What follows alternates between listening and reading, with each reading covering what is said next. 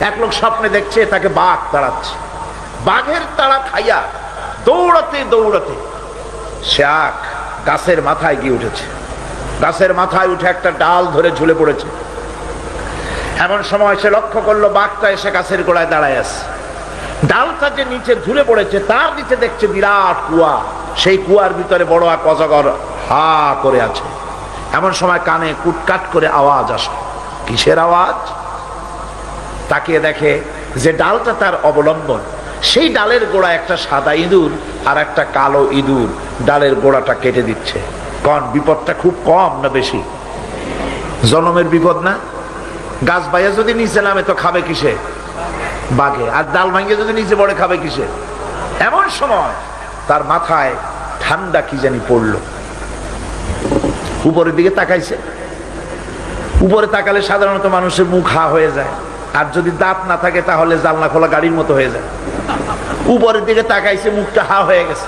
আর অমনি উপরে ছিল মধুর চাক, সেখান থেকে ফোটা ফোটা মধু পড়তেছিল, সে মধু চাটতেছে। এমন সময় তার ঘুম ভেঙে গেল। এক বুজুর্গ ব্যক্তির কাছে গিয়ে বলছে, হুজুর এই রকমের একটা মারাত্মক স্বপ্ন দেখেছি, অর্থ কি কিছুই বুঝলাম না।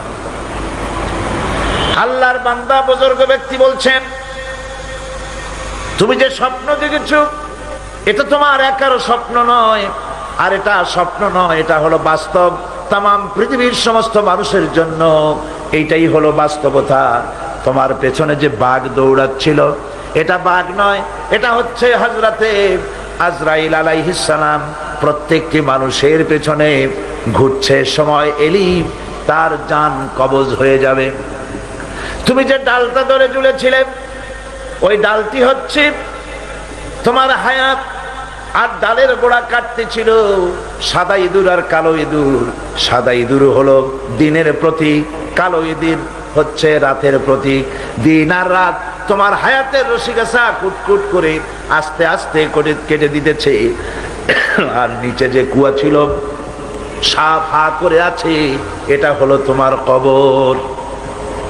এর মধ্যে তুমি যে মাথার উপরে ঠান্ডা কি পড়লো, উপরে হা করলে মুখের ভিতরে মধু পড়লো, সেই মধু চাটতে চাটতে কবরের সাপের বিপদের কথা ভুলেছ, বাঘের বিপদের কথা ভুলেছ, ডাল ভেঙে পড়বে সে বিপদও ভুলেছ।